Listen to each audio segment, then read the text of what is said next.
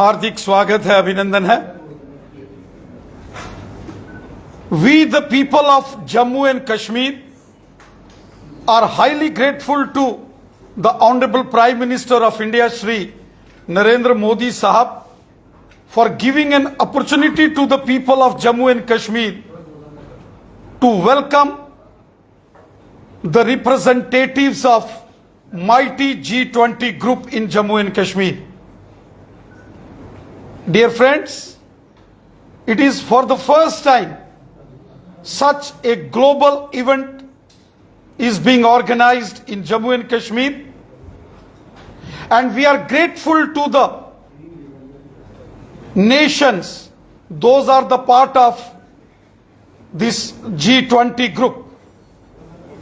We are grateful to United States of America, United Kingdom, England, Australia, Argentina, Canada, Mexico, Brazil, Germany, Japan, France, Italy, South Korea, South Africa, Turkey.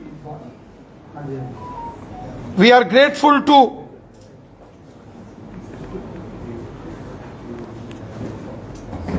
Indonesia, all the very respected members of G20 group for visiting Jammu and Kashmir. Dear friends, everybody knows it's a global event, and G20 is a premier group which develops the economic cooperation among the various countries, especially the members of this G20. We have suffered a lot in last 40 years in Jammu and Kashmir. The Pakistani sponsored terrorism that has created bloodbath in Jammu and Kashmir, and even a malicious campaign, a propaganda was carried out at the global level against Jammu and Kashmir. It is an opportunity that the mighty G20 nations, their representatives, while visiting Jammu and Kashmir, they will see and find each and every fact about Jammu and Kashmir. We are highly grateful to the government of India, to our beloved Prime Minister Narendra Modi Sahab, for giving us such an important, such an significant opportunity to welcome the representatives of G20 nations. मेरे साथियों, दोस्तों, ये हम सबका सौभाग्य है कि G20 राष्ट्र समूह के प्रतिनिधियों की एक महत्वपूर्ण बैठक कश्मीर के अंदर हो रही है। हम देश के यशस्वी प्रधानमंत्री श्रीमान नरेंद्र मोदी साहब का हृदय से धन्यवाद करते हैं, जो उन्होंने जम्मू कश्मीर की जनता को एक मौका दिया है कि हम G20 राष्ट्र समूह के प्रतिनिधियों का जम्मू कश्मीर के अंदर स्वागत करें, वेलकम करें। हम सब जानते हैं कि G20 राष्ट्र समूह में दुनिया के बहुत बड़े और ताकतवर देश शामिल हैं, जिसमें United States of America, England, रूस, जर्मनी, जापान, फ्रांस, ऑस्ट्रेलिया, अर्जेंटीना, तुर्की, South Africa, South Korea, Indonesia, Brazil, Mexico जैसे बड़े राष्ट्र समूह, बड़े देश इस G20 का हिस्सा हैं। और जब G20 राष्ट्र समूह के प्रतिनिधि स्वयं जम्मू कश्मीर में आ रहे हैं, यह हमारा सौभाग्य है कि वो अपनी आंखों से जम्मू कश्मीर के खुशनुमा माहौल को देखेंगे। जम्मू कश्मीर में बढ़ती हुई, मजबूत होती हुई खुशहाली, प्यार, मोहब्बत और भाईचारे को वो स्वयं अपनी आंखों से देखेंगे। वो स्वयं इस धरती के स्वर्ग का नजारा देखेंगे। पिछले 40 वर्षों में जम्मू कश्मीर के विरुद्ध बहुत प्रोपेगेंडा पूरी दुनिया में किया गया। पिछले 40 वर्षों में पूरी दुनिया के अंदर एक षड्यंत्र किया गया और जम्मू कश्मीर को बदनाम करने की हर साजिश हुई और झूठे प्रोपेगेंडे किए गए। हर जगह जम्मू कश्मीर को लेकर मनगढ़ंत कहानियां सुनाई गई। एक तरफ तो जम्मू कश्मीर में बम, बंदूक, पिस्तौल और गोलियों का खूनी खेल पाकिस्तान ने यहां खेला, और वहीं अंतर्राष्ट्रीय स्तर पर जम्मू कश्मीर के लोगों को बदनाम करने की साजिशें हुई। साथियों, आज वो सारी साजिशें विफल हो गई, वो सारे षड्यंत्र फेल हो गए, वो सारी चालबाजियां फेल हो गई जो जम्मू कश्मीर के लोगों के खिलाफ लगातार देश दुश्मन ताकतों ने की। G20 राष्ट्र समूह के जम्मू कश्मीर में आने से यहां अंतर्राष्ट्रीय स्तर पर जम्मू कश्मीर में पर्यटन, टूरिज्म को बढ़ावा मिलेगा। ना केवल भारत बल्कि दुनिया भर के अंदर इसकी चर्चा हो रही है। और वो कश्मीर जिसको स्वर्ग कहा जाता है, जिसको जन्नत कहा जाता है इस धरती के ऊपर, उसकी महिमा, उसका गुणगान फिर से पूरी दुनिया में होगा और हो रहा। G20 राष्ट्र समूह के देशों के कश्मीर आने से जम्मू कश्मीर के अंदर यहां इकोनॉमिक ग्रोथ को मजबूती मिलेगी। वहीं हमारा जो कल्चरल हेरिटेज है उसमें भी मजबूती आएगी, और साथ ही साथ जो सस्टेनेबल डेवलपमेंट है इसमें भी वृद्धि होगी, बढ़ोतरी होगी। यह एक बहुत बड़ा इवेंट है। आजादी के बाद यह पहली बार इतना बड़ा आयोजन जिसमें अंतर्राष्ट्रीय स्तर के देश जम्मू कश्मीर में आ रहे हैं और एक बहुत बड़े समिट को लेकर आ रहे हैं। इसका आयोजन अपने आप में बहुत महत्वपूर्ण है, इसके बहुत सिग्निफिकेंसेस हैं। हम उम्मीद करते हैं G20 देशों की इस मीटिंग के बाद जम्मू कश्मीर एक नए युग की ओर आगे बढ़ेगा। जम्मू कश्मीर खुशहाली, प्यार, मोहब्बत, विकास, आपसी भाईचारे को लेकर आगे बढ़ेगा। अमन चैन से जम्मू कश्मीर आगे बढ़ेगा। विकास की एक नई गाथा जम्मू कश्मीर के अंदर लिखी जाएगी और जिसकी चर्चा पूरी दुनिया में होगी। पूरी दुनिया में इससे पहले जम्मू कश्मीर को लेकर जो मनगढ़ंत कहानियां, जो साजिशें, जो षड्यंत्र किए गए, उनकी हकीकत पूरी दुनिया के सामने आएगी। और हमें पूरा विश्वास है कि G20 की इस बड़ी बैठक के बाद जम्मू कश्मीर की असली तस्वीर, जम्मू कश्मीर की खुशहाली और खुशनुमा माहौल की तस्वीर, जम्मू कश्मीर जिस डेवलपमेंट के रास्ते पर आगे बढ़ रहा है उसकी तस्वीर, जम्मू कश्मीर में प्यार, मोहब्बत और भाईचारे की तस्वीर सारी दुनिया के सामने प्रस्तुत होगी। और पूरी दुनिया सच्चाई को और हकीकत से अवगत होगा और जम्मू कश्मीर फिर से अपनी उस महानतम सभ्यता संस्कृति को लेकर एक नए अध्याय लिखेगा। एक नए युग की शुरुआत जम्मू कश्मीर में इस G20 सम्मेलन के बाद होगी।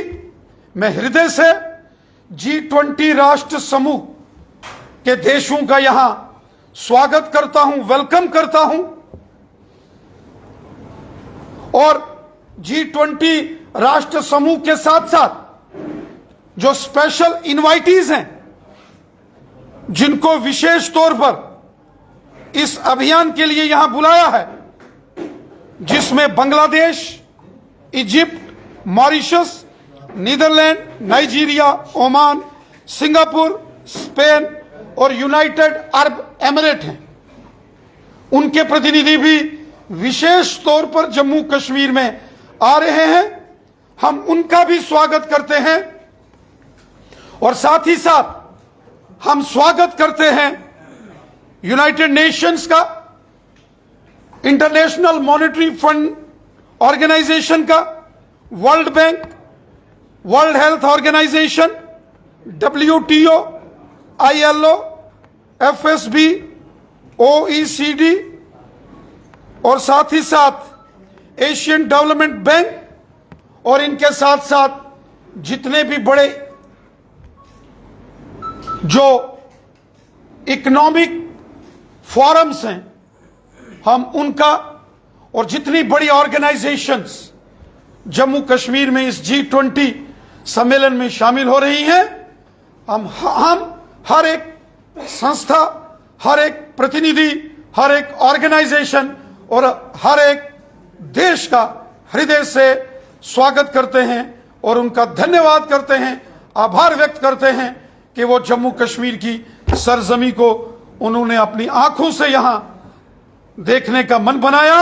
और विशेष धन्यवाद मैं पुनः हमारे देश के यशस्वी प्रधानमंत्री श्रीमान नरेंद्र मोदी साहब का करूंगा कि जिन्होंने जम्मू कश्मीर की जनता को यह मौका दिया कि G20 देशों के प्रतिनिधि और इस राष्ट्र समूह के जो सहयोगी साथी हैं, इनका स्वागत करना, इनका वेलकम करने के लिए जम्मू कश्मीर के लोगों को जो मौका दिया है और जो स्पेशल इनवाइटीज को यहां बुलाया गया है, इसके लिए हम श्रीमान नरेंद्र मोदी साहब का धन्यवाद करते हैं।